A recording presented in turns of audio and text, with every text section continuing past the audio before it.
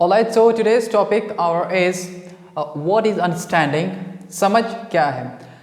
My dears, today we'll understand what is understanding. So, what is understanding? Understanding is the most important thing in the life of each and everyone. So, हर किसी की ज़िंदगी में समझ बहुत ही ज़्यादा important है. बिना समझ का कोई काम नहीं होने वाला. स्टूडेंट्स, जब हम पढ़ाई करते हैं, जब आप पढ़ाई करते हैं और आपके सब्जेक्ट्स में कोई टॉपिक्स, कोई क्वेश्चंस बार बार पढ़ने के बावजूद भी जब समझ में नहीं आता है तो आप अपने टीचर से क्वेश्चन करते हैं, सर हमें समझ में नहीं आया है, प्लीज़ एक्सप्लेन वंस मोर, एक बार और फिर से बता दीजिए प्लीज़. सो ये समझ है क्या चीज़? सब जानते हैं कि समझ क्या समझदारी चाहिए किसी को और हर फील्ड में समझदारी की बहुत ही अहम भूमिका है. सो लेकिन समझ है क्या चीज़? Do you think that do you know about the understanding? Let's understand the understanding. Alright, so what is understanding? समझ क्या है? In a simple word we can say that a mental grip, एक मानसिक पकड़ ही समझ है.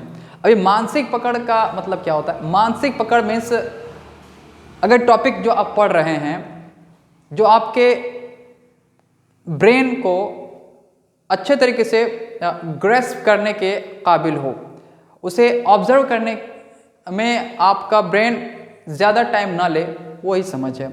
हासिल करने में, उसको अपने अंदर जाके रीबूट करने में, उसको समझने की कोशिश करे वो और उसको ग्रेस्प कर ले, पकड़ने की ताकत हो जब ब्रेन को, तो उसे ही कहते हैं क्या? अंडरस्टैंडिंग.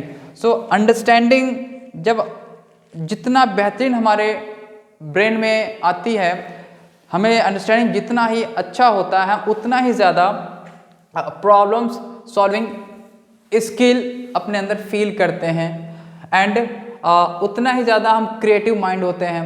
कोई भी चीज़ अगर हमसे कुछ एक्सप्लेन की जाए, especially you are the student of if you are a student of class 8th 9th 10th 11th and 12th, and many topics you have been taught in your class by your teachers, by your subject teachers of every subject. So you just listen the lectures by your teachers.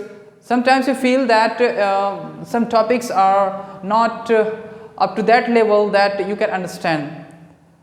कुछ topic आपको समझ में नहीं आती हैं, बार बार सुनने के बावजूद भी, बार बार उस पर फोकस करने के बावजूद भी समझ में नहीं आती हैं. सो इसका मतलब यह है कि वो मेंटल ग्रिप से बाहर है, दिमाग के पकड़ से वो बाहर है, इसीलिए वो चीज़ें समझ में नहीं आती हैं. और हम सोच भी उस पर अपना सोचने की जो ताकत हम कम देते हैं, ये भी एक नहीं समझने की एक रीज़न हो सकता है. सो जब हमारे अंदर, हमारे ब्रेन में जो पावर है, वो किसी भी टॉपिक को जब पकड़ लेता है, ग्रेप कर लेता है, तो हमारे अंदर न्यू आइडियाज़ क्रिएट करने के एक स्किल डेवलप हो जाते हैं और हम कुछ एक ही चीज़ को हम अलग अलग तरीके से सोच सकते हैं. और सोचने की ताकत जब भी आएगी जब वो स्पेसिफिक टॉपिक के बारे में हमारा दिमाग उस टॉपिक को जब हमारा दिमाग अच्छे से पकड़ लेता है, जब हमें समझ में आना शुरू हो जाता है. Okay, so the next one is factors affecting understanding. वो कारक जो हमारी समझ को प्रभावित करते हैं, वो कौन से कारक हैं? So let's see what are those factors. Number 1, age. एक ही चीज़ अगर अलग अलग एज के ग्रुप के लोगों से बताई जाए तो उनके एज के हिसाब से वो चीज़ें समझ में आएंगी और समझ में नहीं आएंगी. अगर किसी बच्चे से अगर हम कुछ इम्पॉर्टेंट चीज़ बात करें तो बच्चा उस इम्पॉर्टेंट चीज़ को भी नहीं समझ पाएगा क्योंकि वो उस एज पे नहीं आया हुआ है. फॉर एग्ज़ाम्पल, अगर हम ग्रेविटी के बारे में किसी छोटे से बच्चे से बात करें जो LKG का स्टूडेंट है या फिर UKG का स्टूडेंट है, तो वो ग्रेविटी के बारे में नहीं समझ पाएगा वो. ओके, वही अगर हम ग्रेविटी को उस स्टूडेंट्स से शेयर करें जो जिसके लेवल में ग्रेविटी का चैप्टर्स दिया हुआ है, तो वहाँ पे वो ग्रेविटी को समझ जाएगा. ऑलराइट, सो एज काफ़ी ज़्यादा इफेक्ट पड़ता है. एज के साथ नेक्स्ट है टाइम. किस टाइम पे हम किसी को कोई टॉपिक एक्सप्लेन कर रहे हैं। ओके, सो टाइम बहुत ही ज़्यादा इम्पॉर्टेंट रखता है। फॉर एग्जांपल अब क्लास में आपको चैप्टर्स पढ़ाए जा रहे हैं, आपके सभी चैप्टर्स के, तो वो एक टाइम है आपके सभी सब्जेक्ट्स का। फॉर एग्जांपल आपके फिज़िक्स का एक अलग टाइम का पीरियड है, केमिस्ट्री का अलग है, बायोलॉजी का अलग है, मैथ का अलग है, हिंदी का अलग है, इंग्लिश का अलग है। What ever subjects you study, her subject का एक अलग अलग टाइम डिवाइडेड है in your school and even in your self study schedule. Okay, so time के अनुसार भी जब अगर हम समझने की कोशिश करते हैं तो वो समझ में आती है चीज़ें। नेक्स्ट इज प्लेस, जगह। जगह भी बहुत ही ज़्यादा मायने रखता है अंडरस्टैंडिंग में। अगर आपको शादी फंक्शन में आपके चैप्टर्स को एक्सप्लेन किया जाए तो शायद आप नहीं समझेंगे, क्योंकि उस टाइम पे जो माइंड होता है फुल एंटरटेनमेंट वाले माइंड में होता है, प्रोसेस में होता है। हम मैक्सिमम लोगों का जो जहन माइंड है वो पढ़ाई की तरफ ना होके कहीं और होता है, वहाँ पे कुछ और चीज़ें बोलेंगे तो वो समझ में आएगा, स्टडी से संबंधित चीज़ें मेरे ख्याल से तो नहीं आएंगी।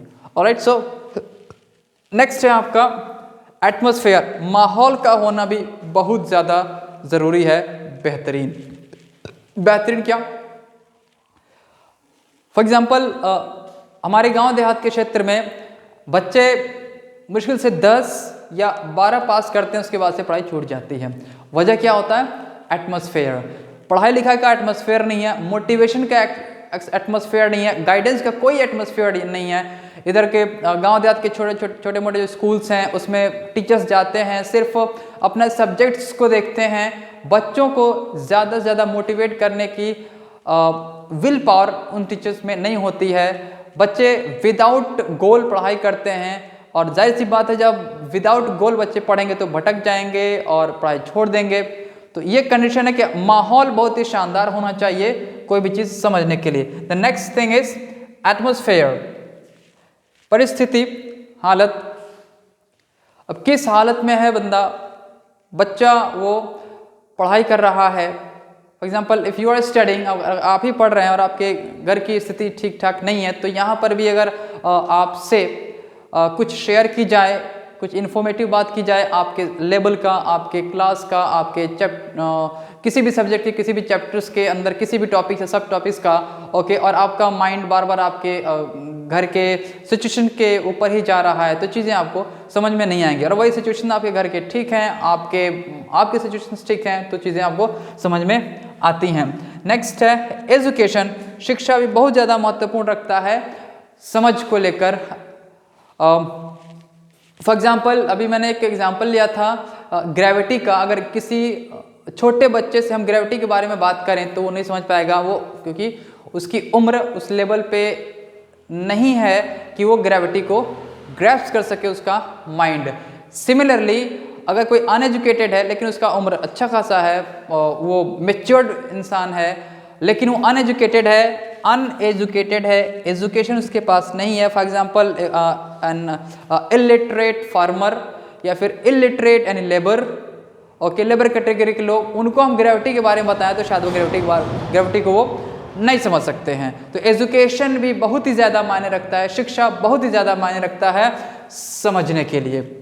नेक्स्ट है आपका एक्सपीरियंस। अनुभव जितना ज़्यादा होता है उतनी ज़्यादा चीज़ें समझ में अच्छी आती हैं।